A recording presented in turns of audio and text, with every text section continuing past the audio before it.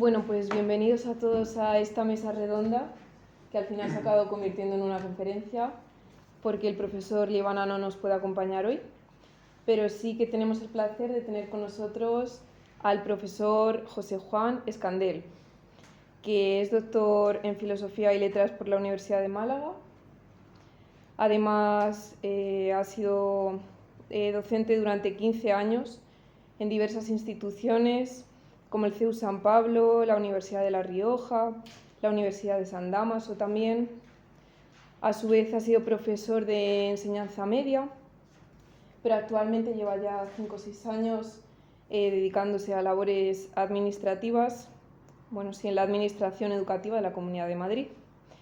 Además es miembro del Instituto Santo Tomás de la Fundación Valmesiana y gran defensor de la obra metafísico-tomista de Antonio Millán Puelles, que podemos decir que defiende con una inteligencia finísima, además que con un humor que encandila a todo el auditorio. Así que damos paso a la conferencia que precisamente va a tratar sobre este autor. Pues muchas gracias, Patricia. Gracias. Veremos si conseguimos sobrevivir a los sopores de después de comer. No tengan vergüenza, si se quedan tiesos, pues la vida es así. Consideraré hasta un privilegio que se duerman porque significa que doy paz en los corazones. Bueno, pues comenzaré por agradecer una vez más a la Asociación de Estudiantes San Isidoro de Sevilla que persistan pertinaces en invitarme a participar en estos congresos donde me lo paso tan bien. Ya llevamos tantos años juntos que me emociona que insistan en invitarme. Me honro con su aprecio y con su amistad.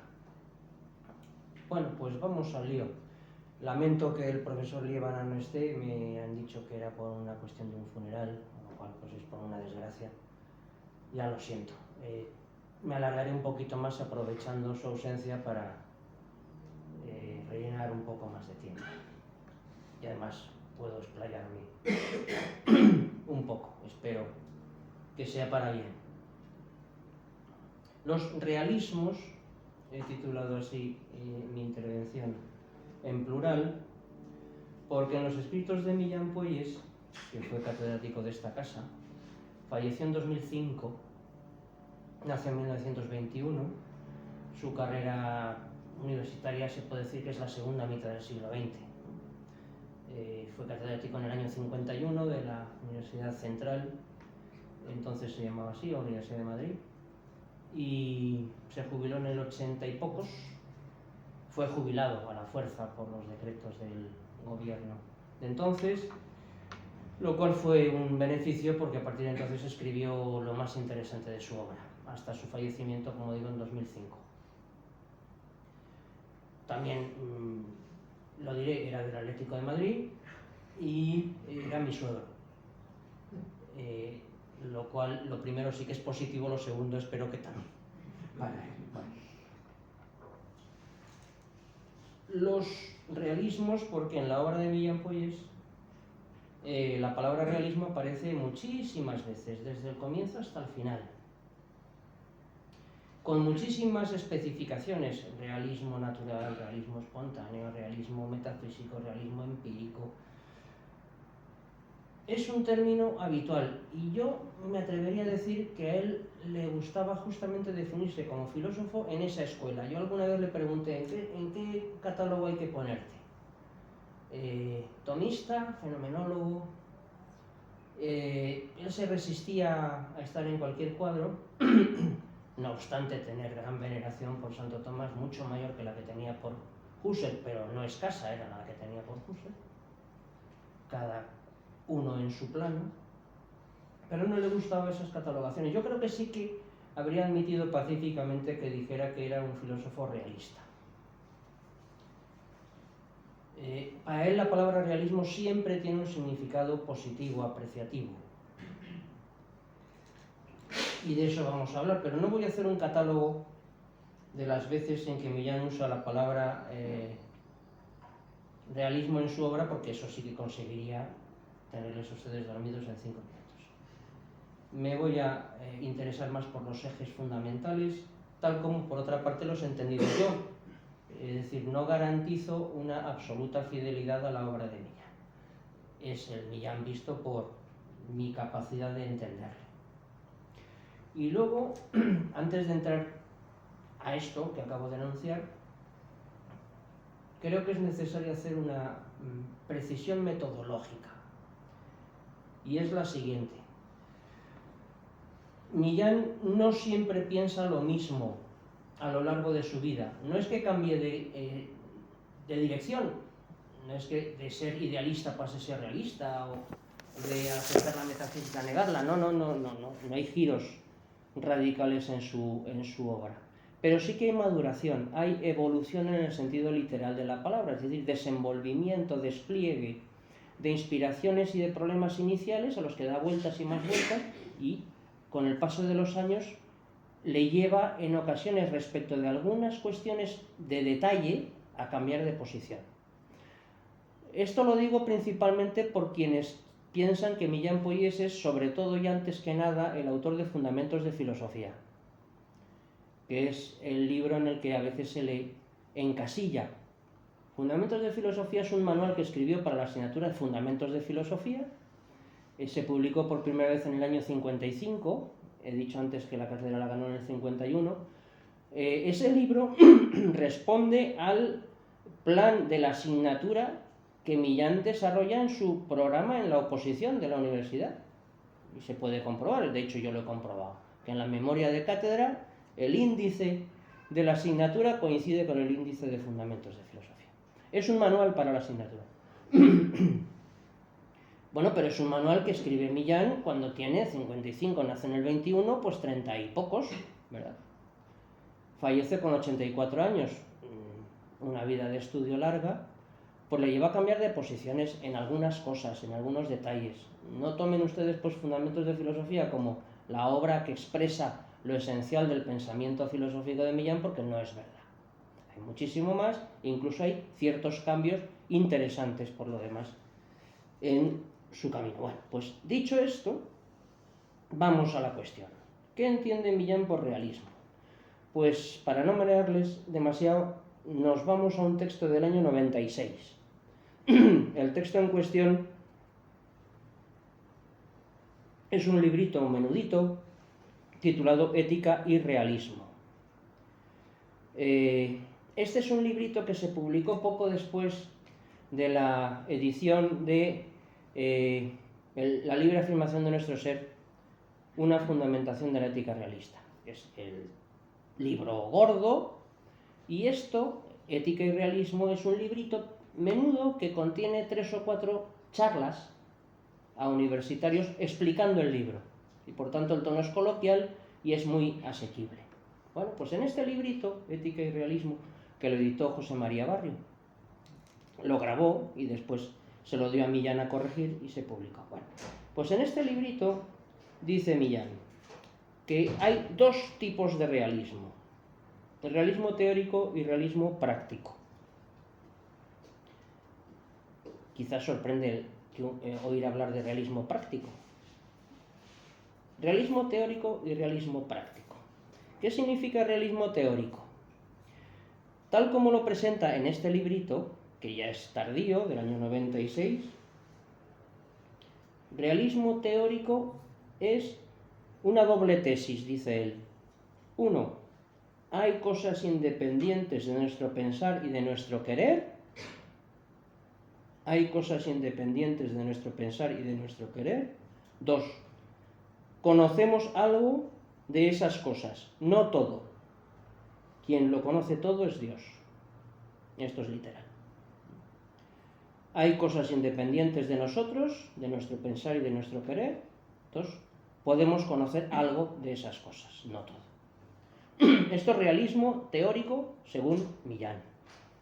Realismo práctico, que quizás pueda provocar un poco más de atractivo por lo novedoso. ¿Qué es realismo práctico?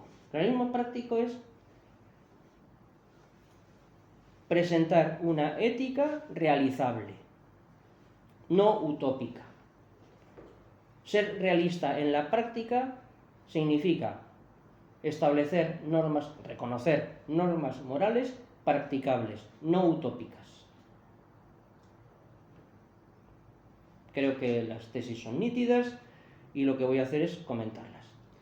Me voy a entretener más que nada en el realismo teórico, pero si llegamos vivos, pues también explicaré cómo desarrolla Millán, algunos rasgos fundamentales de cómo desarrolla Millán la idea del realismo práctico. Comencemos por el teórico. Unos comentarios para aclararlo. En otros escritos anteriores, antes he aludido a Fundamentos de Filosofía del año 55, en otros escritos anteriores Millán también se ha referido al realismo sin llamarlo teórico, pero en este sentido teórico. Ahí en Fundamentos dice: se denomina realismo la doctrina según la cual el objeto del conocimiento, del verdadero, claro es, lo constituyen auténticas realidades, seres capaces de subsistir independientemente del conocimiento. Están las dos ideas que hemos leído antes. Hay seres independientes del conocimiento y podemos conocerlos. Quizás la fórmula de ética y realismo, la segunda, la que he leído al principio, es más analítica y más clara. Pero tampoco está con esto innovando Millán ni diciendo algo que nos extrañe, sin duda.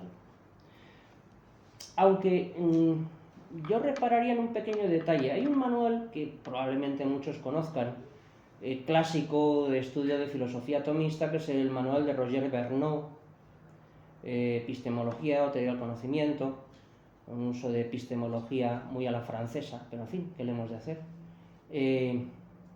Bernot define así, cuando define expressis verbis el realismo, lo dice igual que Millán. Hay cosas independientes y podemos conocerlas. Sin embargo, cuando lo desarrolla y lo explica, cambia un poco el sentido del realismo, porque lo contrapone, el realismo Bernot, a el escepticismo, el empirismo, el racionalismo y el idealismo. Escepticismo, empirismo, racionalismo, idealismo. Mientras que Millán contrapone realismo a idealismo sin más.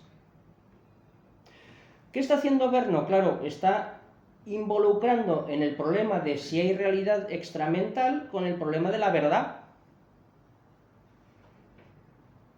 Y uno puede pensar, hombre, parece que tienen que ver, porque si no hay mundo exterior, ¿en qué consiste la verdad? Si la verdad es adecuarme a lo que hay. Sí, de acuerdo, que son problemas conexos, es indudable, pero que sean el mismo no. Y Millán discierne, separa estas dos cuestiones, la cuestión del escepticismo y la cuestión del realismo frente al idealismo. ¿De acuerdo? Segunda puntualización. La idea del realismo práctico, que he dicho que trataré más despacio después, tiene un valor en Millán sumamente interesante. Hay una obra de 1974, por tanto a mitad camino, que se titula Economía y Libertad. Es una obra complementaria, quienes conozcan a Millán lo sabrán, es una obra complementaria de la estructura de la subjetividad del año 67. Bueno, Economía y Libertad no es un estudio de economía, es un estudio de filosofía de la economía, es decir, de filosofía de las necesidades materiales del hombre. Y aquí aparece el realismo práctico a todas horas. Es un libro gordito. ¿Por qué? Pues porque Millán, con frecuencia en esta obra, dice que lo que él intenta defender es el derecho natural y la ética natural y el justnaturalismo como enfoques realistas de la actividad humana frente a visiones no realistas sino parciales y desfiguradas de la realidad humana como son las pragmáticas, por ejemplo. o las marxistas, explícitamente. Lo dice Millán en este libro. ¿Qué es realismo entonces aquí? Realismo tiene aquí un significado un poco más amplio, más general, es ser realista es estar en la realidad.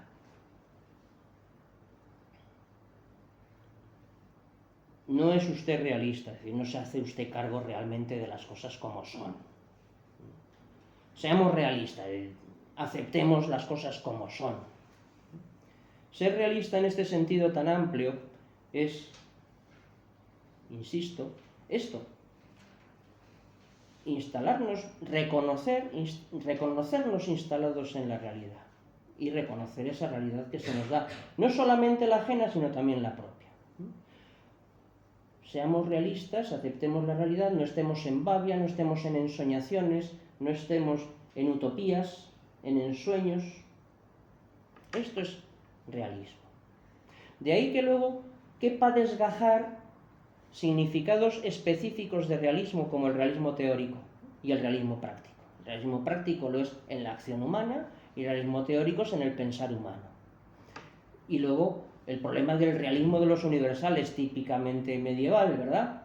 Y tan importante, es un problema muy específico dentro de este marco general del realismo. Es el problema de si aceptar o no aceptar que existen en la realidad o no los universales, cuando el realismo se opone a nominalismo, ¿verdad? Todos son variantes sobre este mismo, llamémoslo así, género de realismo, que es estemos en la realidad. Bueno, pues vamos al realismo teórico. En la perspectiva de la vida ordinaria, el problema crítico es un problema artificial. A cualquier persona corriente y moliente que no se dedica a la filosofía, uno le plantea el problema de si el mundo que conoce es real o no lo es, y lo mejor que puede pasar es que se le rían de uno, ¿no? Si no se le considera un loco, que se dedica a pensar en cosas que no tienen ningún sentido, ¿verdad? A las personas corrientes y molientes, el que nos encontramos en el metro o en el autobús, por la calle, ese problema ni se les plantea. Se nos plantea a gente rarita que somos los filósofos. Y tiene sentido que se plantee. Y tiene sentido que se plantee en filosofía. Históricamente aparece, como todo el mundo sabe, principalmente con Descartes, pero no deja de ser un problema que de una u otra manera ha sido tratado clásicamente. Nuestro conocimiento alcanza verdaderamente la realidad. ¿Cómo conocemos la verdad de las cosas? No es que lo hayan inventado los modernos, podemos rastrearlo desde la antigüedad, pero es un problema filosófico, no es un problema de la vida ordinaria, lo cual no invalida la vida ordinaria, pero tampoco invalida el problema filosófico. La filosofía no es filosofía para la vida ni en la vida, sino que la filosofía es filosofía, un modo de vivir la vida. El problema crítico en Descartes tiene dos dimensiones, como también todos sabemos. Justamente dos dimensiones que son las que en el fondo recuerda Vergnaud en lo que he señalado antes. El problema de la primera verdad y el problema de si conocemos algo exterior a nuestra mente. El primer problema es el problema del escepticismo, pero el segundo problema es el problema del idealismo. Descartes lo resuelve, como todo el mundo sabe. Ahora no nos importa demasiado para nuestros objetivos, pero este es el planteamiento moderno. La parte del problema crítico que se refiere a la posibilidad o no de conocer realidades exteriores a nuestra mente ha ocupado a Millán Poires desde los orígenes de su carrera filosófica. No lo considera el punto de partida de la filosofía, pero sí lo considera un problema axial, básico, fundamental de la filosofía. Y a lo largo de toda su obra se encuentran referencias a este problema. Su tesis doctoral del año 47, que se publicó, El problema del ente ideal, tiene un subtítulo que ahora se me ha olvidado, un examen en Husserl y Harman, trata esta cuestión. La lógica de los conceptos metafísicos, el último libro que él publica en vida, 2 tomos del año 2002-2003, habla del problema de la realidad extramental, pasando por Fundamentos de Filosofía del 55, la estructura de la subjetividad del 67, Economía y Libertad del 74, Léxico Filosófico del 84, Teoría del Objeto Puro, su obra principal del año 90, La libre afirmación de nuestro ser del 94. En todas estas obras, que son fundamentales en su carrera, encontrarán ustedes referencia a esta cuestión. Puede decirse, pues, que Millán Poyes ha mantenido a lo largo de toda su carrera filosófica una confrontación, no diré una guerra, bueno, sí, también diré una guerra continua con el idealismo en defensa del realismo. Veamos las principales ideas. 1. El realismo teórico no es un realismo crítico. El realismo crítico es imposible. ¿A qué llamamos realismo crítico? A una especie de tercera vía, como todos ustedes saben, entre realismo e idealismo. Vamos a partir de la aceptación de que tenemos contenidos mentales y vamos a ver si podemos demostrar en alguna medida la existencia de sus objetos correspondientes en la realidad. Es decir, a ver si podemos saltar de nuestra mente, de nuestros contenidos mentales, a la realidad. Si podemos establecer un puente, esta expresión se ha empleado muchas veces, entre lo que tenemos en la cabeza, nuestras representaciones, y lo que hay fuera. Esto lo ha intentado alguna parte importante de la neoescolástica, apoyándose en Descartes, o en Kant, o en otros, con un éxito escaso. Millán considera que esta aventura no tiene salida. ¿Por qué?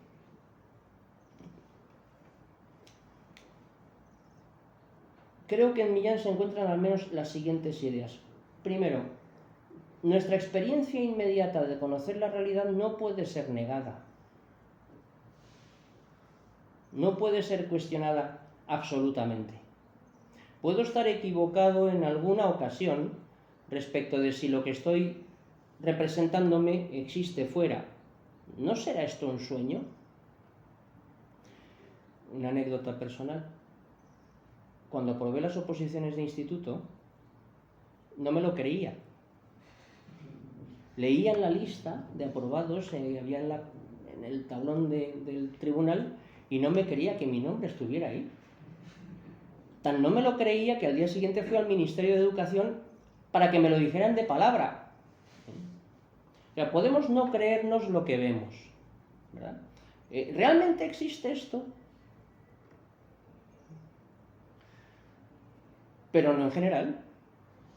Yo sería un insensato si ahora pensara que todos ustedes son una representación mental mía o de quien sea.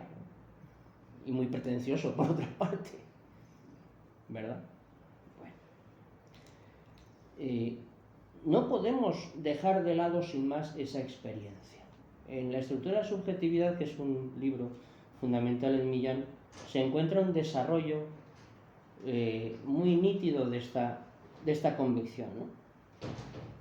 La descripción de lo que pasa en nuestra conciencia lleva a un realismo, dice él, exigido, postulado por la sola validez de los datos patentes en la reflexión sobre la forma en que la subjetividad se abre objetivamente a la totalidad de lo real. No podemos dudar por principio de estos, porque dejamos de tener pie en las cosas. Es decir, el realismo espontáneo de esas personas del metro, del autobús, que nos toman por locos porque nos planteamos estos problemas, ese realismo espontáneo se prolonga en el realismo filosófico. No puede la filosofía cuestionar para negar ese realismo inmediato, que además es imposible de demostrar.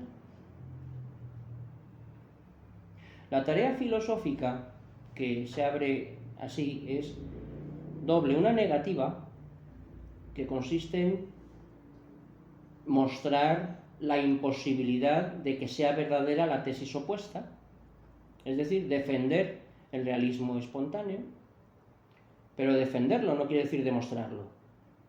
Defenderlo quiere decir negar las negaciones, pero negar las negaciones no es demostrarlo positivamente, ¿no?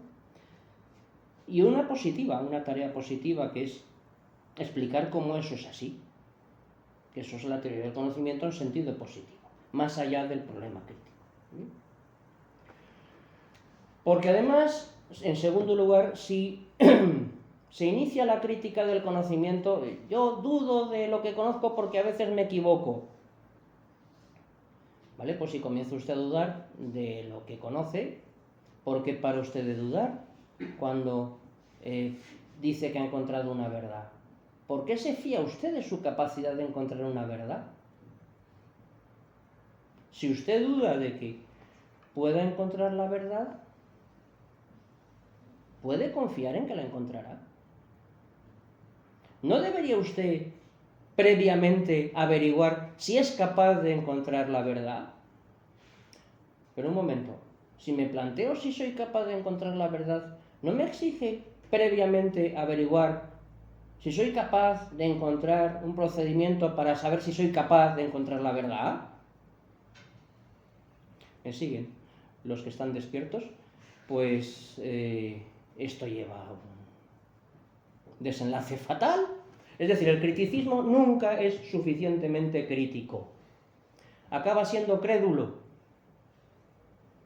Acaba siendo crédulo. La única verdad que resplandece sobre el fondo de la noche de la duda es cogito ergo sum. Vale, porque lo dices tú. No, de acuerdo, yo lo entiendo, sí. Me parece un buen hallazgo el de Descartes. Pero podría dudar también de eso, ¿no? ¿Por qué no?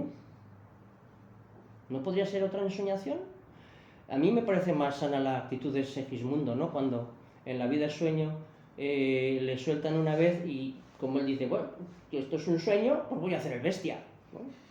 Y se lía a palos con todos y le tiene que volver a encerrar y decir, no vuelva a aparecer este. Si esto es un sueño, si esto es una falsificación, es puro fenómeno, no hay pie que poner en ningún lado, no hay fundamento posible.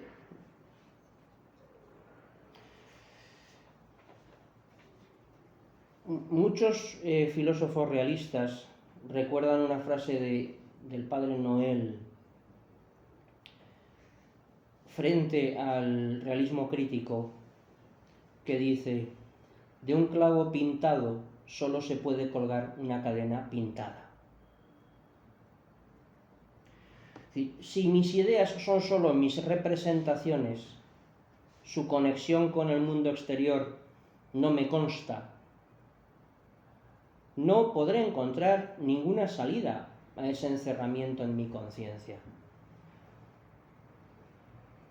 Porque mis representaciones seguirán siendo representaciones. La causa de mis representaciones, como son representaciones ideales, serán causas también irreales.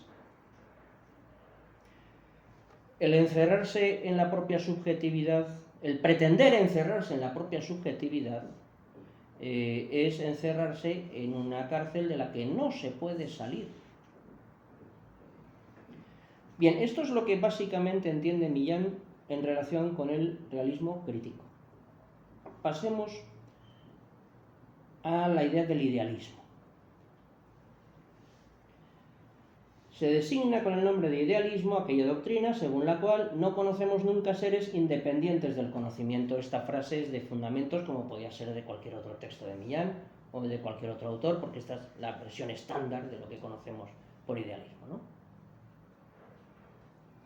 Sí es bueno, creo, al menos a mí me lo es, tener en la mente la variedad de idealismos que hay. Por cierto, para mí fue un cierto descubrimiento el que Stuart Mill sea idealista, pero hombre, pues este es un pragmatista, ¿no? Que uno creía que eran los tíos más realistas del mundo. Pues no, es un idealista, el tío, ¿no? Perdón por la manera coloquial de funcionar. Hay idealismo, este es un esquema escolar que Millán reproduce en Fundamentos. Hay idealismo absoluto e idealismo parcial. O sea, ¿se puede ser semi-idealista? De hecho, hay dos casos consignados por Millán en ese esquema, que quizás uno le sorprenda. Uno es Kant, porque es semi-idealista, es en parte realista y en parte idealista. Es un idealismo formal, el de Kant. Las formas de la mente son ideales.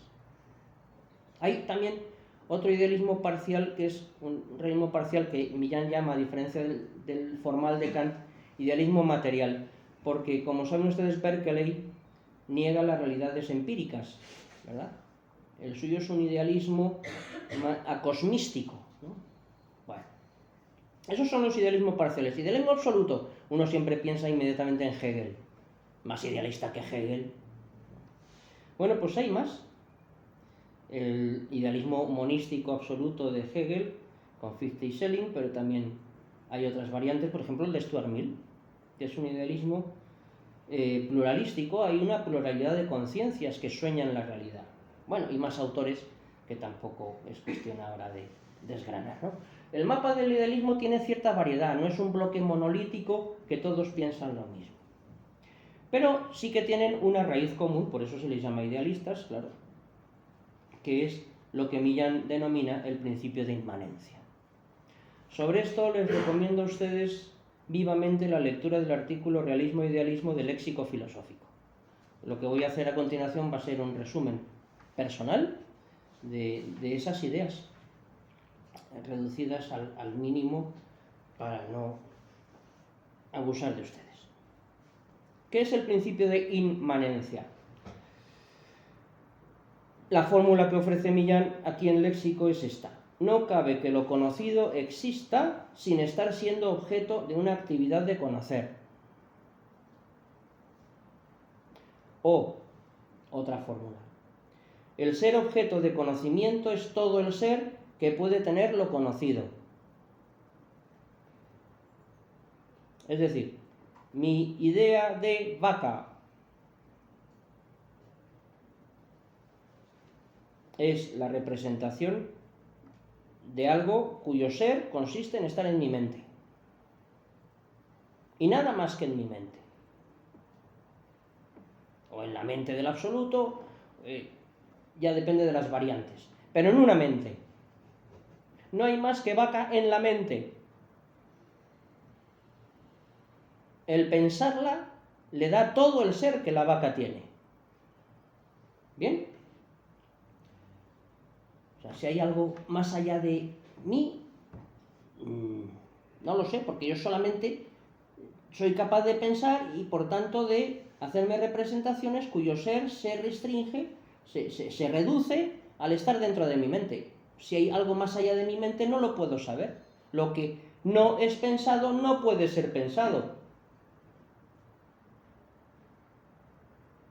Vamos a tensar un poco las neuronas a estas horas.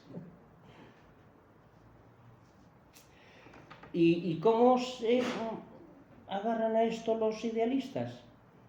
¿Cómo pueden llegar a pensar esto? Pues porque piensan lo siguiente, claro. Es imposible pensar en la existencia de algo que esté fuera del pensamiento, porque al pensarlo ya existe en el pensamiento. Es decir, el pensamiento es como el rey Midas. No sé si alguna vez les ha hecho a ustedes ilusión ser el rey Midas. Es un dramón ser el rey Midas. Es horrible ser el rey Midas. Todo oro, sí, pero entonces no comes. Das un abrazo a tu hijo, le haces de oro. Y así todo. Un desastre. Un desastre. El pensamiento es como el rey Midas. Todo lo idealiza. Es decir, todo lo reduce a su interioridad. En vez de ser una ventana a la realidad, Una abertura a las cosas es un encerramiento en las cosas. Perdón, en la mente. No me acuerdo cómo se llama esa película. Es una semicomedia, que es una ficción de un personaje al que le hacen creer que todo el mundo es maravilloso y todos son puros decorados para la televisión, ¿no? Un cómico que es muy histriónico. Eso, bueno. Algo así, ¿no? A veces se pone el ejemplo también de algunas otras películas futuristas. The Game también es una película parecida. Bueno. La típica es Matrix, a estos efectos. Mi pensar no es una apertura, sino un encerramiento. El pensar no es una apertura, es un encerramiento. ¿Y qué decir frente a esto? Es muy seductor, y sobre todo cuando uno es filosofillo, entonces se entusiasma con sus propias cogitaciones, ¿verdad? Y puede perder pie en las cosas, puede perder el sentido común, ¿no? ¿Qué hacer con esto? Porque resulta seductor. Como una especie de embudo. No sé si alguna vez han creído ustedes lo de Descartes, han intentado hacer el experimento. Yo tengo grabado en mi memoria cuando lo viví, me creí lo de Descartes y fueron unos días horrorosos. Existe algo fuera de mí, Dios mío, ¿no? ¡Qué horror! Hasta que no sé qué me sacó de aquello, pero salí, gracias a Dios, ¿no? ¿Cómo reaccionar o argumentar? No con una patada y cerrando el libro, sino con algo argumentado, algo pensado. Yo creo que Millán tiene una originalidad aquí extraordinaria. No es que haya yo estudiado muy despacio este problema en muchos autores, pero desde luego en los que he podido estudiar a lo largo de mi vida no he encontrado una argumentación semejante a esta. A lo mejor la hay, pero yo no la conozco. Tampoco puedo decir nítidamente que es una novedad absoluta. Que es la siguiente, vamos a ver. Si es imposible pensar en la existencia de algo que esté fuera del pensamiento, porque al pensarlo ya está dentro del pensamiento, me pregunto, vale, ¿y el pensamiento mismo? El acto de pensar en la vaca,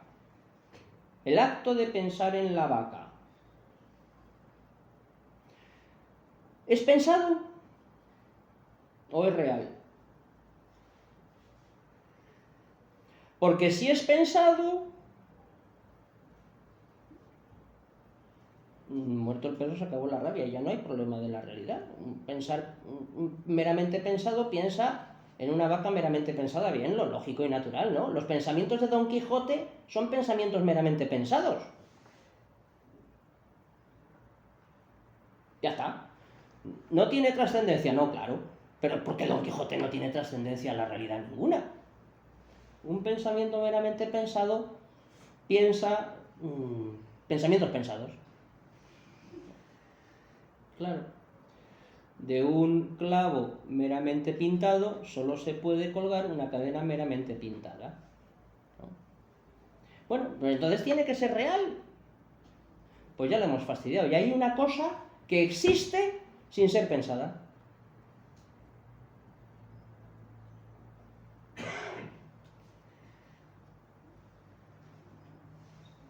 La tesis del principio de inmanencia. Todo lo pensado se reduce a estar dentro del pensamiento, no se puede aplicar al propio pensamiento. El pensamiento no es interior a sí mismo. El acto de pensar la vaca no es interior al pensamiento de la vaca. Si no, no está pensando la vaca. Bueno, en fin, estoy pensando mucho las fuerzas de la mente a estas horas inclementes de la tarde, pero es que esto es lo que hay. El sujeto, el acto, más la facultad, más el sujeto de ese pensar, tienen que ser reales. El idealismo no puede digerir el acto de pensar. El acto de pensar no puede ser irreal, tiene que ser real, al margen del pensamiento. Esto lo dice Millán en el léxico de una manera que cuesta digerir, pero creo que esta es la idea, que luego se explica en otros muchos lugares, ¿no?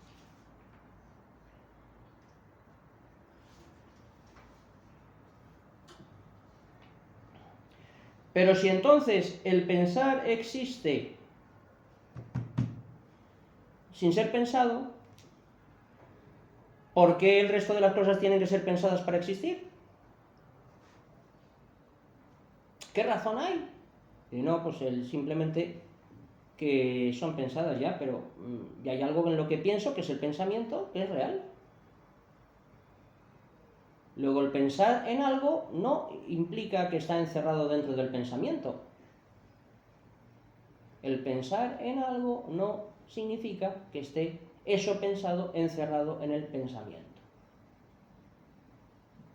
Luego, el principio de inmanencia, aparentemente absoluto, tiene una grieta. Al menos una grieta por el que hace agua. Por tanto, el principio de inmanencia no es aceptable. Con lo cual, el idealismo no es aceptable. Y asunto concluido. Me parece muy interesante. Y les brindo la idea para que la estudien. Son 6-7 páginas en léxico filosófico, no es demasiado. Quienes se dedican a estas cosas pueden pasarlo muy bien y les costará, porque es trabajoso el texto, A veces Millán era un poco retorcido escribiendo para forzarle a uno a... Bien, pues ya está. Vamos al realismo práctico. Esto es el realismo teórico. Hay cosas exteriores a nuestra mente y algo de ellas podemos conocer, no todo. Todo lo conoce Dios, nada más. Vamos al realismo práctico. El que puede resultarles más novedoso, entiendo yo. Ya he señalado, en Economía y Libertad, Millán insiste en el realismo práctico frente a las ideologías. Hay un célebre artículo de Millán sobre las ideologías que las caracteriza así. Una ideología es una representación parcial y por tanto deforme de algo, sobre todo del hombre y de la sociedad, ¿no? O sea, el defecto de la ideología es su parcialidad. Bueno, pues el pragmatismo, el liberalismo, el socialismo son ideologías, como muestra Millán en Economía y Libertad. Solo una idea que acoja la realidad completa del hombre podrá ser fundamento suficiente de la economía y de la vida práctica del hombre sobre la tierra.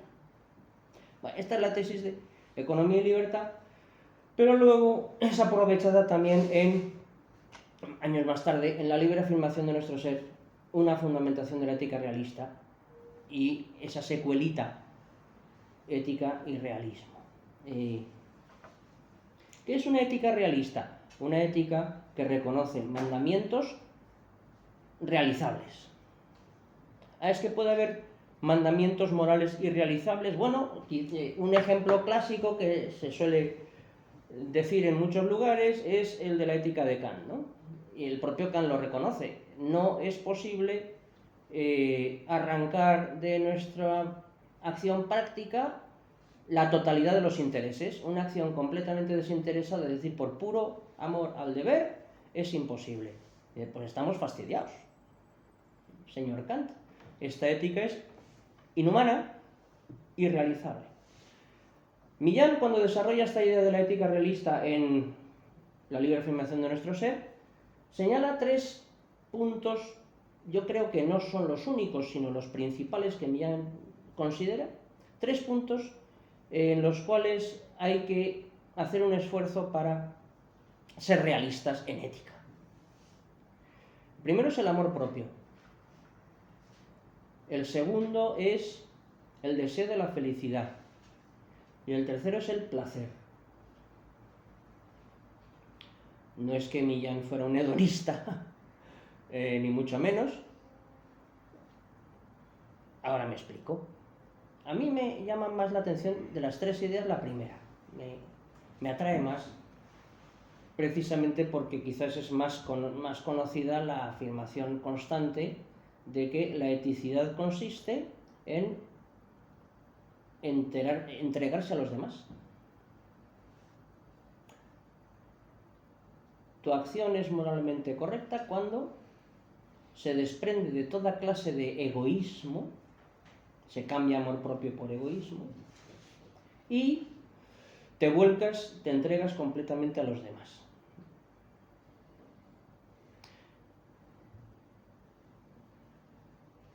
Había un catedrático que yo conocí, perdí la pista, en Málaga, de Derecho.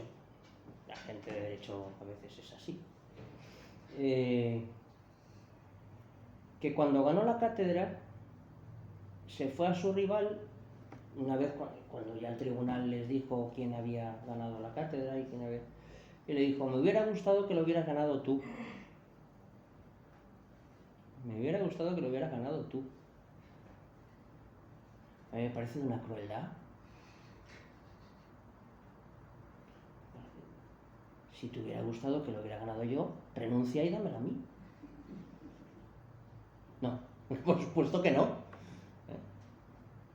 O sea, yo voy a unas oposiciones y tengo que pelear con los demás, porque las plazas son las que son. Y, hombre, no con malas artes, pero con todas las artes que pueda, intentaré vencer. En detrimento de otros, sí. ¿Y qué? No quiere decir que si ganas te vayas a burlar del que ha perdido, ¿no? No es eso. Eso sí que sería una crueldad, una inhumanidad y una estupidez.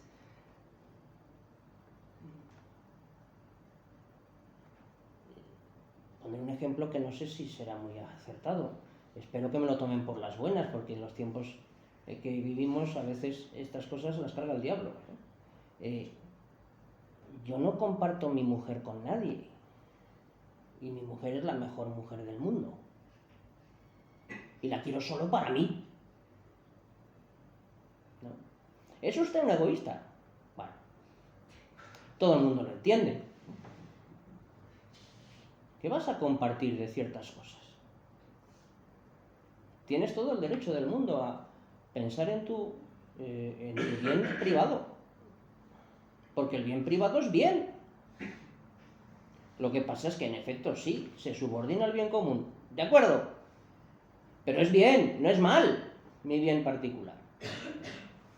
Todas las éticas que predican un desprendimiento absoluto de sí mismo son falsas, por utópicas. Es imposible, porque encima resulta que tenemos una tendencia natural al amor propio. Creo que era el profesor Rovira, ahora en la comida, quien, hablando de esto un momentito, me recordaba lo que todos hemos leído en las Sagradas Escrituras, ¿no? La medida del amor es el amor de sí, ¿no? Amarás a los demás como te amas a ti mismo. Y si no te puedes amar a ti mismo, entonces no puedes amar a los demás. ¿Qué estupideces decimos con esto? Se nos llena la boca de palabrería, o exageramos tanto, nos gusta tanto la hipérbole, ¿no? Y la hipérbole en ética como en ascética y en espiritualidad son peligrosas a veces, ¿no? Hay un legítimo amor propio, y el amor propio es debido incluso.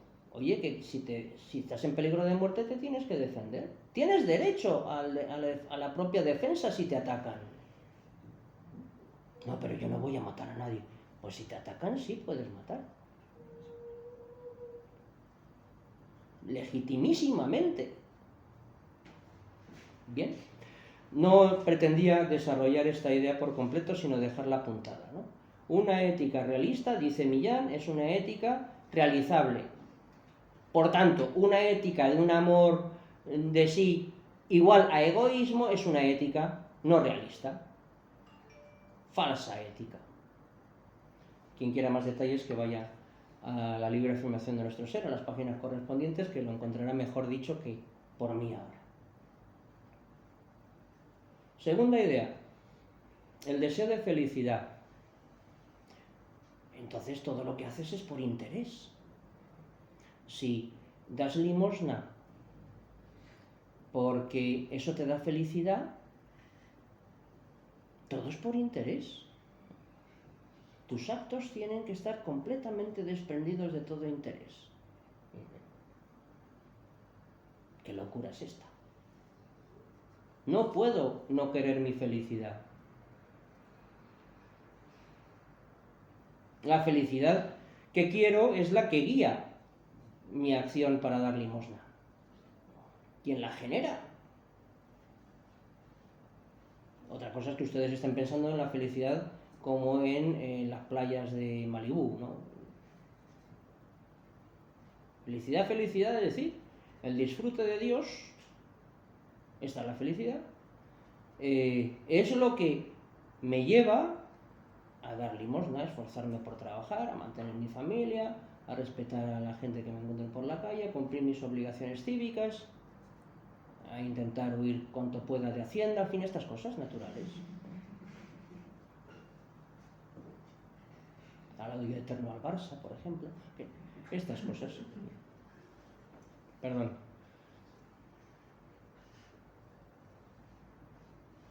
Bueno. Tercer elemento, el placer. ¿Es malo el placer? Pues hombre, claro, fuera de Tiesto sí. Es que oigo, no sé, el concierto de violín de Beethoven y me derrito. Y bueno, pues muy bien, estupendo, pero tendrás que derretirte cuando toque, no en cualquier momento, ¿no? ¿Está mal que a uno le guste el whisky o la cerveza? ¿Por qué? Otra cosa es que te pongas ciego y estés todo el día como una cuba, evidentemente. Pero los placeres sensibles son en sí mismos neutros moralmente. Claro, tenemos el peligro de que el placer nos anima a seguir teniendo placeres. Y por tanto el control de los placeres, o sea, la templanza, es una virtud muy necesaria en la que siempre hay que tener en la vista, ¿de acuerdo? Pero además de los placeres sensoriales están los placeres del espíritu. Oiga, es que a mí la coronación de la Virgen de Velázquez me parece un cuadro impresionante. O el Cristo de Velázquez. Yo soy muy tosco en estas cosas. Pero esos cuadros me conmueven. O el concierto de violín de Beethoven. Y bueno, puede suceder, hay personas que son más... Un buen teorema de matemáticas. Sí, hay gente a la que le gusta. Sí, eso es un placer. Los placeres intelectuales también son, claro, naturales. Estamos hechos para la contemplación. La contemplación es disfrute en la vista de la verdad. No lo haces por el disfrute, porque ese no es el objetivo, sino por el objeto mismo. O sea, lo que te interesa es el teorema de matemáticas. Una demostración bellísima. Una ética que niegue el placer es una ética imposible. Otra cosa es que transformemos la ética en un vale todo, ¿no? ¿Se entiende? Bueno, pues este es el realismo práctico tal como lo describe Millán, con estos tres elementos. Insisto, no creo que con esto esté agotado todo el catálogo de posibilidades. Son los tres elementos que Millán menciona y desarrolla, que a mi juicio son los tres fundamentales. Pero creo que son los más importantes. Y ya está. Yo creo que les he atormentado suficientemente porque creo que llevo casi una hora. Pues muchas gracias.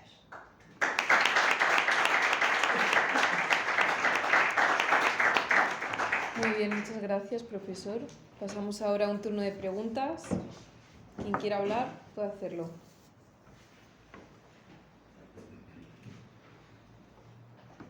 Bueno, en primer lugar, gracias por la conferencia, porque me parece un tema y una perspectiva fundamentales para cualquier filósofo. Y por otro lado, me gustaría hacer dos preguntas, si no es excederme. Primero, en un plano más teórico, me gustaría preguntar sobre la relación entre realismo y fenomenología, porque mientras que creo que la perspectiva realista es fundamental para cualquier filósofo, creo que no debemos nunca alejarnos demasiado de la realidad, el método fenomenológico también resulta como muy atractivo por las posibilidades que plantea.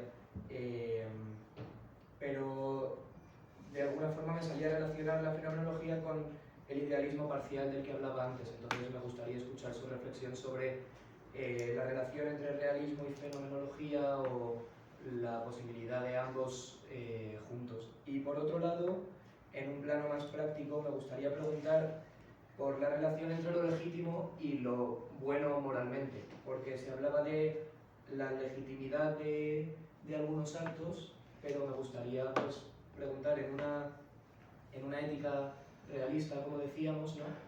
Por ejemplo, en el ejemplo que ponía usted de que es legítimo matar a alguien cuando me atacan, bueno, es legítimo, es aceptable, pero realmente no es algo moralmente bueno. Entonces, como esa tensión, ese equilibrio entre algo legítimo y algo bueno, también me interesa. Gracias. Vamos a ver. Primera cuestión, la fenomenología. Hay un mito en el ambiente tomista según el cual toda fenomenología es inmanentista. Hay escuelas tomistas, neotomistas del siglo XX, que por definición niegan toda fenomenología. Consideran que la fenomenología, aceptación de los fenómenos, fijarse en los fenómenos, en las cosas que aparecen ante la conciencia, eso es intrínsecamente idealista y por tanto rechazable, incompatible con el realismo. Millán ajustó cuentas con Husserl desde su más tierna infancia. Pues mire, desde su más tierna infancia que hasta en bachillerato, él recordaba el libro que estudió en bachillerato de filosofía. Guille, de segundo apellido, era el autor. Creo que lo encontré una vez ese libro, lo debo tener por ahí, en PDF. Que era un fenomenólogo. Desde el comienzo de su vida, Millán tiene contacto con la fenomenología. Deja de estudiar medicina, que es lo que había comenzado, porque un día leyó las investigaciones lógicas de Husserl. Este es un episodio archiconocido, ¿no? Le entusiasma hasta el extremo de que se atreve a enfrentarse con su padre. Su padre tenía un genio. No le conocí, pero era de armas tomar. Vamos, a su padre le echaron de la marina mercante por pegarle al capitán del barco. O sea, se hagan una idea de cómo era don José Millán. De alivio. Bueno. Husserl está presente siempre en la vida de Millán. Y él entiende que el propio Husserl tiene un inicio realista, las investigaciones lógicas son nítidamente realistas, pero tiene una proclividad hacia el idealismo, en la medida en que se acepta la epogé, el problema de la epogé. Pero históricamente hay que reconocer que sucede que entre los discípulos de Husserl hay fenomenólogos idealistas y fenomenólogos realistas, y que incluso la corriente realista de la fenomenología tiene mucho peso, Ingard, en fin. De ahí bebe también Juan Pablo II, filósofo. Bueno, Millán es conocedor de esas diferencias y de hecho no ahorra críticas a Husserl. En teoría del objeto puro le atiza unas buenas críticas justamente en esa misma dirección. Millán pretende situarse en la ribera de la fenomenología realista y por tanto negar que toda fenomenología por definición sea idealista. En la estructura de la subjetividad hay un ejercicio de fenomenología espectacular, descripción de cómo funciona nuestra mente, por ejemplo, al despertar. Para Millán tiene mucha importancia el fenómeno del despertar y cómo recordamos que estábamos dormidos y cómo recuperamos que somos el mismo que estábamos antes de dormir, etcétera, etcétera, ¿no? Hay unas descripciones muy interesantes y que le sacan mucha punta. Yo creo que llegó a ser presidente de la Sociedad Fenomenológica Española, Millán. Bueno. O sea, la fenomenología es aprovechable, y cabe una fenomenología realista, prolongada adecuadamente, ¿no? Quizás en esa línea, por ejemplo, y Seifert, si os suena, si les suena, el profesor Joseph Seifert, pues también se sitúa ahí, y muchos otros. Juan Miguel Palacios, en Ética, es un buen seguidor de Scheller y de Husserl, en fin. O sea, no identifiquen ustedes fenomenología e idealismo, porque esa ecuación es equivocada, por lo menos como mínimo poco matizada, ¿de acuerdo? No me entretengo más en eso, si le parece. Y segunda cuestión, ahí hay un problema que se nos ha metido en la cabeza en la moralidad actual. Me ha llamado mucho la atención en su planteamiento el que diga, yo puedo matar a otro en defensa propia, pero eso no es moralmente bueno. Creo que es la expresión que he empleado, ¿no? ¿Falso? ¿Falso? Eso es una ética irreal. O sea, usted lo que está diciendo en el fondo es una cosa tremenda. Y es que no podemos ser buenos. Si yo mato a otro en legítima defensa, hago el mal moral. No. Haré una cosa desagradable.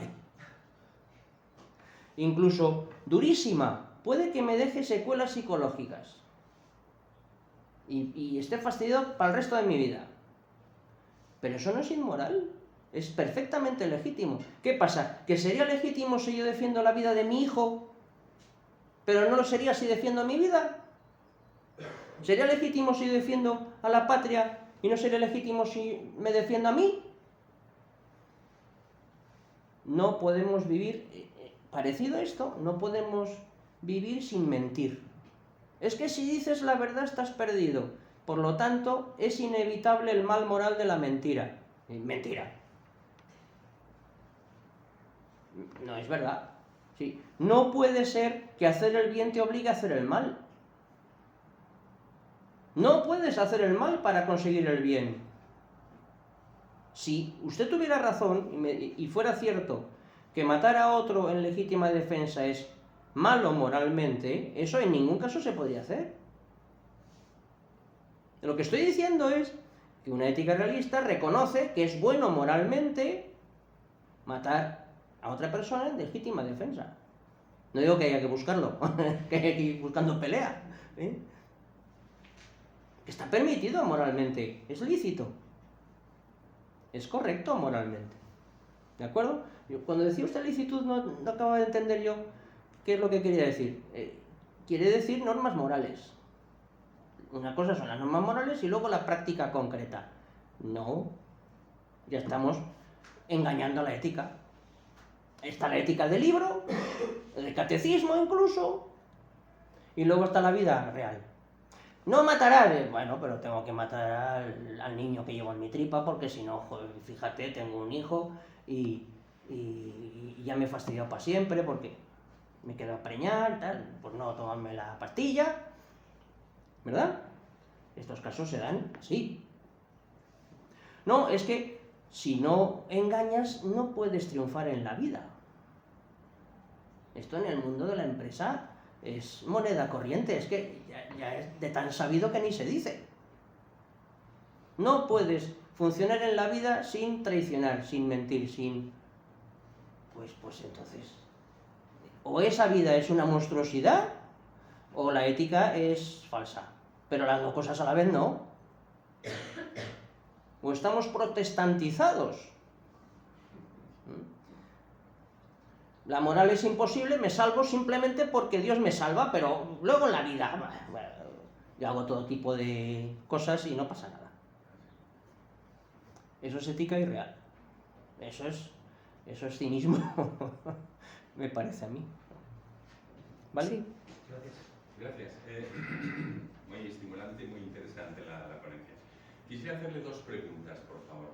La primera tiene que ver con el catálogo de escuelas filosóficas que ha recitado, que se contraponen con las teorías de realismo de Millán Puelles, en el que he echado de menos la mención al materialismo. Entonces, me gustaría saber cuál sería la caracterización del materialismo por parte de Millán Puelles, sobre todo teniendo en cuenta que hay aquí en España una escuela filosófica muy vigorosa que se contrapone, probablemente la única desde esta que adorna las paredes, la Escuela de Madrid, que es por supuesto la escuela de Gustavo Bueno, que se define como escuela materialista, pero que al mismo tiempo acoge abiertamente, incluso bebe de las fuentes medievales, tomistas, etcétera, etcétera. Por lo menos no abjura de ellas. Esa sería la primera pregunta. La segunda pregunta tiene que ver con la recepción de Zubiri por parte de Millán Puelles.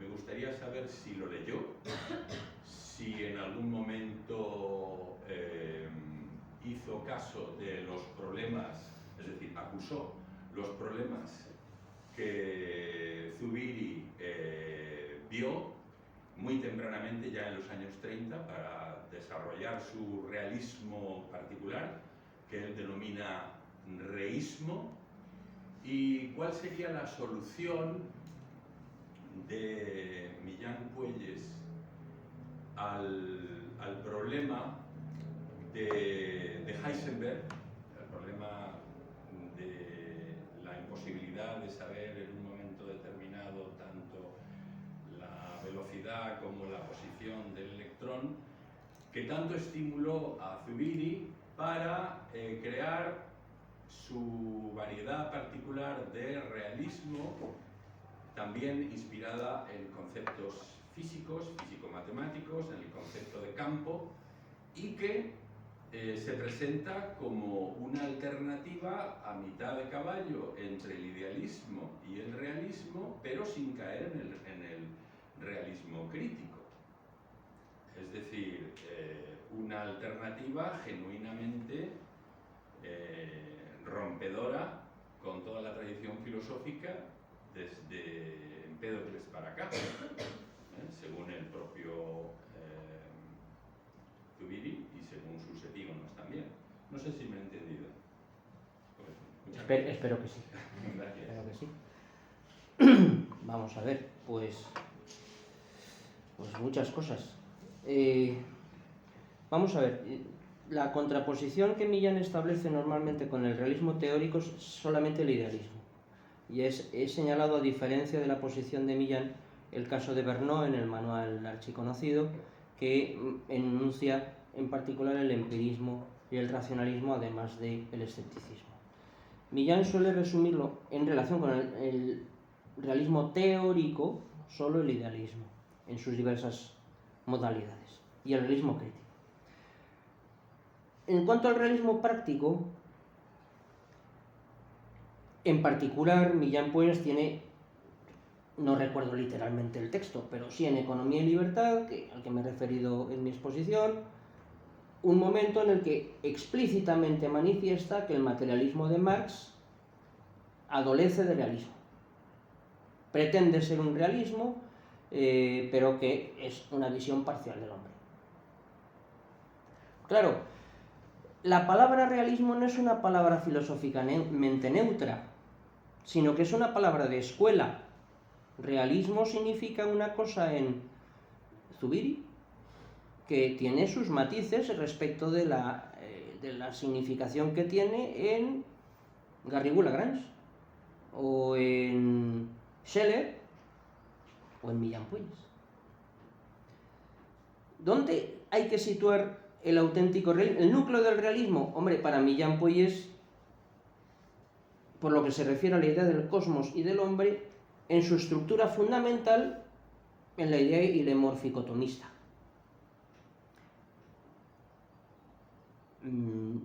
Todo lo que se diferencia de eso, a Millán le suele parecer una presentación parcial del hombre.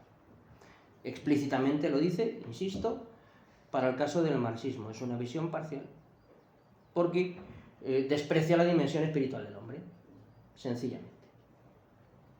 Eso en primer lugar. En segundo lugar, no conozco bien el materialismo de Bueno y su escuela, aunque tengo algunos conocidos que funcionan en esa escuela.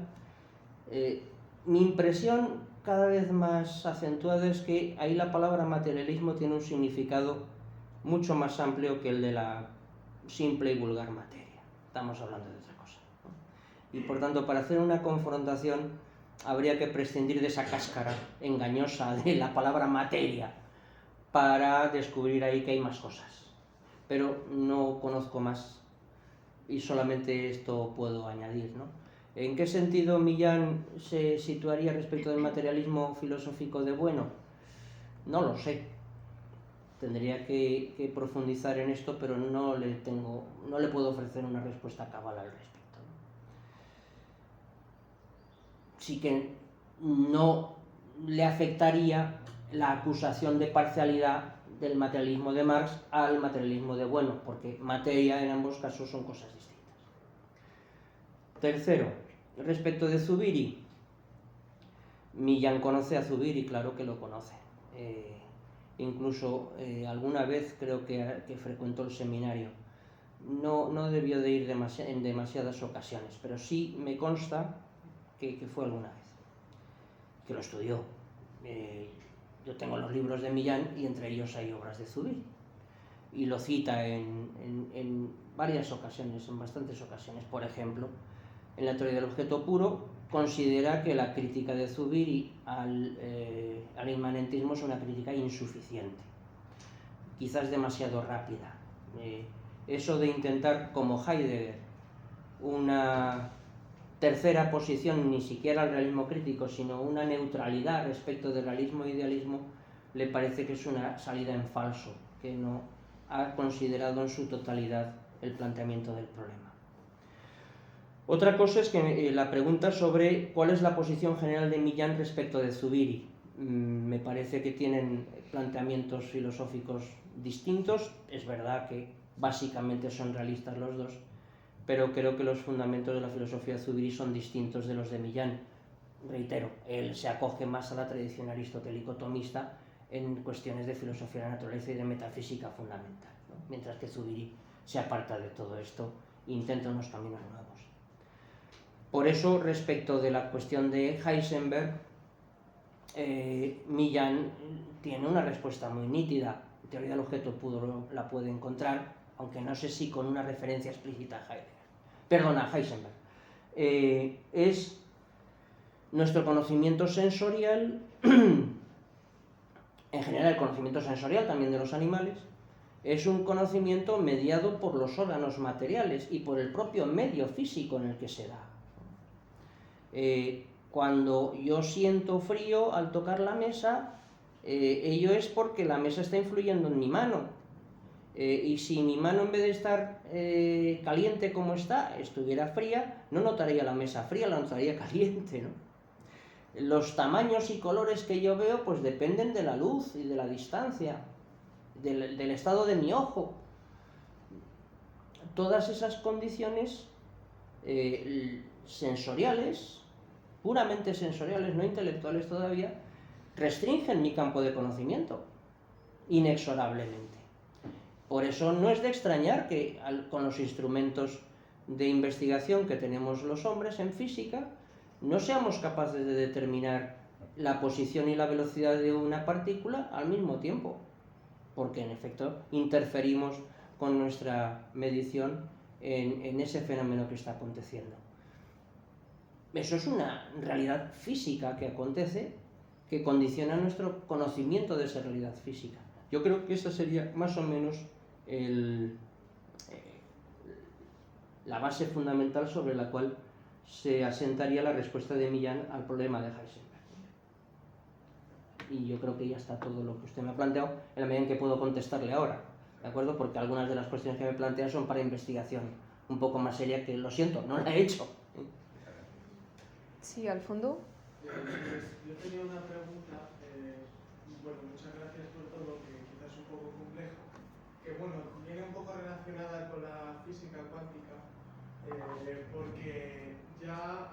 hay como investigaciones o descubrimientos que pretenden decir que algo no es real o no está actualizado en la medida de que no hay un observador, o que la realidad no es real localmente, partiendo del experimento de la doble rendija y de otros experimentos posteriores.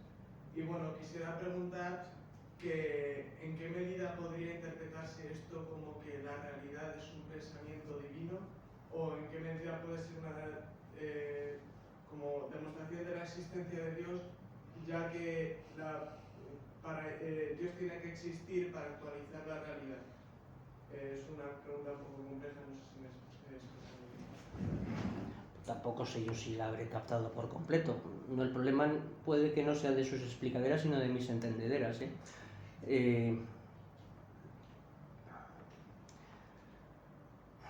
Vamos a ver, ni siquiera en el caso de Dios su realidad es dada porque Él se piense. Es verdad que hay una identidad en Dios entre pensar y ser. Dios es el pensamiento que se piensa a sí mismo, dice Aristóteles, ¿no? Esa identidad se da, pero, al menos en nuestro modo de conocer, ser y pensar son cosas distintas. Y el pensar es secundario respecto del ser, en nuestro modo de conocer. Luego, ni siquiera en Dios habría una identificación indiferenciada, de manera que todo se convierta en un pensamiento divino. El cosmos, la creación, no es un sueño de Dios, por mucho que venga la literatura estética a hacer jueguecitos con esto, ¿no? Dios no sueña y existimos. Bueno, mira, vale, de acuerdo. No, somos reales. Somos reales. Nuestra experiencia inmediata de la existencia no es cuestionable por principio, como he señalado antes. Y por tanto, hay una cierta autonomía existencial de las cosas que no son Dios. ¿Es verdad que las cosas solo existen mientras Dios las mantiene en el ser? Sí. Por tanto, no solo en cuanto que Dios las piensa, sino en cuanto que Dios las hace ser. Dios nos hace ser por su pensamiento, sí, pero no en el sentido de que por pensarnos seamos, porque si eso fuera así, todo lo que Dios piensa sería, y no es así. Dios también piensa irrealidades, porque Dios todo lo sabe. Dios sabe todas las cosas que podría crear. Claro, nos ha fastidiado. Luego, por pensar, sin más, no se sigue que existan las cosas. Tiene que pensarlas como queriendo que existan, y entonces existen.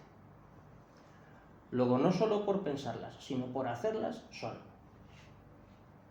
No sé si eso tiene que ver con lo que usted me ha preguntado, pero es lo que me ha suscitado. La cuestión de la física, vamos a ver, y quizás mi respuesta en esto sea un poco tosca. Cuando los físicos se aclaren con qué significa eso de realidad, hablamos. Yo he oído hablar, no sé si era a Hawking o a alguno de sus discípulos, de antes del Big Bang había partículas virtuales que no existían pero podían ser. Pero ¿qué pasa? ¿Que ser físico le permite a usted decir estupideces o qué? Hombre, no. Vamos a ver si eso aclaramos en la terminología y sabemos lo que estamos diciendo. Habría que en eso pedir un poco más de precisión. Cuando la tengamos, entonces hablamos. ¿De acuerdo? No me da para más lo que usted me pregunta. No sé si tiene que ver. Lo siento si no he sido capaz de satisfacerle. Era de ese ámbito. Tenía que ver un poco con la teoría de la simulación, pero desde la perspectiva de que Dios es como, por así decirlo, simulador. Bueno, pero si simula, eso es falso. No, pero... No es, lo simulado es falso. Por eso lo entiendo. ¿No? ¿O qué jugamos ahora? Vamos a ver, la imaginación es un gran invento, pero hay que saber discernir entre lo meramente imaginado y lo efectivamente existente. como soñemos mundos. Hay un librito que me sedujo hace muchos años que se llamaba Planilandia, tiene cierta fama, Planilandia, de un autor inglés creo que es, o alemán, no sé. Imagínense que el universo tuviera solo 2 dimensiones, Planilandia. En vez de tener 3 espaciales, tuviera 2, todo en el mismo plano. ¿Y cómo sería la existencia así? ¿Cómo haces para funcionar? No puedes brincar por encima, sino que tienes que rodear. Bueno, podemos imaginar mundos en los cuales los hombres somos mujeres y las mujeres somos hombres, ¿no? Podemos imaginar un mundo en el que cualquiera es cualquier cosa. Podemos imaginar. De hecho, imaginamos muchas cosas. Pero lo real es lo que es. O distinguimos, o acabamos como Segismundo, como las maracas de Machín, como una cabra. ¿Alguna pregunta más? Bueno, muchas gracias por la ponencia y por, en fin, esta conversación. Luego con las preguntas, yo quería preguntarle por algo, en fin, de lo más denso, de lo más tenso de lo que ha dicho, y es en el momento en el que estaba comentando que la tesis de la inmanencia del pensamiento no es ella misma inmanente al pensamiento. Muy bien, creo que se ha entendido, queda claro. El acto de pensar ha de ser real, y dice usted, ahí, siguiendo la argumentación de Millán, se abre una grieta, diríamos, a favor de la postura realista. Lo que quisiera pedirle es si pudiera, por favor, desarrollar un poco más ese argumento, porque en principio uno podría entender que esa afirmación de la realidad del acto de pensamiento es lo que al menos, por ejemplo, pretende Descartes cuando dice que efectivamente lo que existe, lo que tiene verdadera realidad, es el propio acto de pensamiento, pero un acto de realidad que no es la realidad de la res extensa, que él va a llamar, sino que será la existencia del pensamiento. El pensamiento es real, pero en tanto que pensamiento. No sé si me explico. Queda todavía abierto el problema, indefinido el problema, de cómo pasamos desde la existencia del acto de pensamiento como algo real a la realidad de las cosas, a la realidad de lo que no es en sí mismo acto de pensamiento. No sé si Vale, se ve... ahora sí, creo. También si no es así, pues me lo dice. Lo divertido iba a decir, disgustante del realismo es que te deja tirado ante la realidad. Es decir, mientras un realismo racionalista te marca el camino del desarrollo, el realismo real, digámoslo así, no te ayuda para nada después. Y te dice, te vas a equivocar, te equivocas, ahí está la realidad, apáñatelas. Claro, si tenemos una cosa que se llama pensamiento, que es real, lo mires como lo mires, y sabemos que está el pensamiento, hay alguna cosa real que existe al margen del pensamiento. Esa era la clave, ¿no?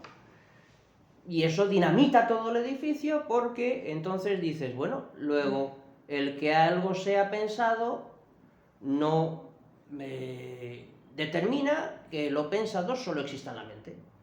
Puede existir en la realidad. Y ahora, como por así decir, usted me pregunta, ¿y cuándo sé si existe en la realidad y cuándo no? Respuesta, averígüelo. Esa es la mala pata del realismo. Te dice, hay la realidad, pues apáñatelas. Lo plantearé de otra manera. No sé si estoy en la línea de lo que usted preguntaba. Sí, estoy preguntando eso. Vale. Lo plantearé de otra manera. El realismo dice, respecto de la cuestión de la verdad, ¿cómo se alcanza la verdad? ¿Cómo se alcanza la verdad? Respuesta del realismo clásico, aristotélico, tomista, con todos los perejiles. La verdad se alcanza en la certeza. Pues ya más fastidiado. ¿Y qué es eso? ¿Y cuándo sé yo que estoy en lo cierto? ¿Cuándo he tenido yo experiencia de certeza? Pues aventúrate. No te puedo sustituir en la tarea de pensar. Puedo lanzar reactivos, argumentos, tal, pero la aventura de pensar no puede ser protésica, artificial. Tienes que realizarla tú y detectar tú cuándo alcanzas una certeza y cuándo no. La educación intelectual es eso. ¿Qué busca uno en sus profesores? Que le ayuden a detectar certezas en cierto campo del conocimiento. ¿Cuándo sé que es cierto esto en minería? Pues vaya usted a la escuela de minas y se lo explicarán, ¿no? Pero en filosofía no, vaya usted a la facultad de filosofía, bueno, algunas. Y a lo mejor se lo explican. Bueno, perdón por esta ironía. Pero las certezas de la historia son de otra, se alcanzan de otra manera, pues por eso están las facultades de historia diferentes. Y en medicina a uno le tienen que enseñar cómo saber cuándo se encuentra la certeza y cuándo no. Ayudarle a detectar esos estados en sí. Nada más se puede hacer. Ante la verdad estás solo y desnudo. Esto es el cruel realismo. ¿Sí? No hay más. Lo que nos ha dicho Millán con su argumento es el inmanentismo es falso porque al menos hay un caso que se exceptúa y por tanto puede haber más. Es más, puede haberlos todos. Claro, justo era ¿Pero cuáles eso que son? presentaba. Investíguelo usted. No hay más. Puede ser falso que yo veo el palo doblado en el agua. Es falso. Sí, mira, eso es falso. ¿Ves? Pero hay otras cosas que son verdaderas. Descúbrelas. Esa es la tarea del conocimiento y del aprendizaje. Pero no hay, dicho así poéticamente, no hay camino, se hace camino al andar. Poco cursi, pero no hay más. ¿Vale? Aprender y enseñar es ir juntos buscando las verdades. Unos que conocen más verdades, entonces intentan iluminar a otros que conocen menos para que las vayan encontrando, pero todos medio tanteando. Bien, pues así es el destino del hombre en el conocimiento, claro. No hay más. No hay método, no hay un procedimiento, no hay una heurística para el conocimiento. Algunos sectores del conocimiento sí, pero pues, otros muchos no. ¿De acuerdo? A mí me gustaría aprovechar el turno de preguntas para pedirle alguna pincelada más sobre el tema del amor propio. Bueno, a ver si no digo muchas barbaridades. Claro, bueno, es que el defender el amor propio suena así un poco fuerte, ¿no? Tiene mala prensa. Parece que estoy defendiendo el egoísmo y no es así. Porque el bien propio es bueno. Y luego, porque el amor propio es inevitable, es natural. Dadas esas dos condiciones, predicar contra el amor propio es fomentar una hipocresía moral como la que se traslucía ahí, ¿no? Como se suele traslucir. Me irrita profundamente el que digamos, las normas éticas son estas, pero yo luego en la vida tengo que hacer estas otras cosas, ¿no? ¿Qué es amor propio? Exigirte para ser buena persona. ¿Dónde está la felicidad del hombre? Lo he dicho antes y lo digo francamente y sin más florituras, ¿no? La contemplación de Dios. Y en esta vida, pues, hacernos dignos de eso, ya está. Y esto es filosofía, no estoy haciendo todavía teología. Teología de la fe, quiero decir. Pues tu amor propio, la búsqueda de tu bien, que incluye el bien común, te pone en dirección hacia eso. Es decir, por amor propio entonces yo ahora me encierro en mi casa y que el lavaplatos lo saque su abuela, ¿no? La lucha por el lavaplatos en todos los hogares. ¿Quién saca el lavaplatos? Pues no vuelvo a sacar el lavaplatos porque me amo mucho a mí mismo, ¿no? pues te estás amando mal. Porque estás queriendo para ti algo que no es bueno. El amor es querer el bien para otro. Yo te amo, quiero decir, quiero tu bien. Tu bien es mi bien. Que tú tengas bien es bueno para mí, dice Piper, entre otros. Eso, o sea, el amor propio no necesariamente te encierra en la particularidad del cogollito de tus cositas, sino que por amor propio te abres al bien común. Dios es el máximo bien común. ¿Qué más natural que eso? Que desarrollar el amor propio, es decir, exigirnos para ser templados, exigirnos para ser fuertes, para ser prudentes y para ser justos. Que eso es querer el bien para nosotros mismos, ¿no? ¿O es que el bien para nosotros mismos siempre son males? Males en el sentido de cosas truculentas, placeres, dineros para mí, comodidades. Hombre, eso es una manera muy garrapatosa de ver las cosas, ¿no?